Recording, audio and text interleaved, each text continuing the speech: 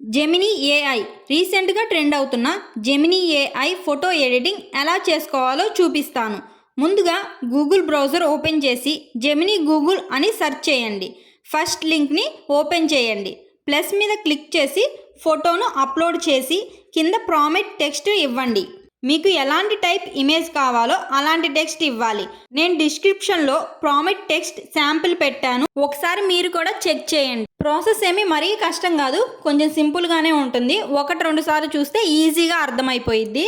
Photo మనం select చేసుకున్న తరువాత మనకు కావాల్సిన ప్రాంప్ట్ ఇచ్చేసిన తరువాత అది మన నార్మల్ ఫోటోని జెమినీ ఏఐగా మార్చడానికి కొంచెం టైం పడుతుంది.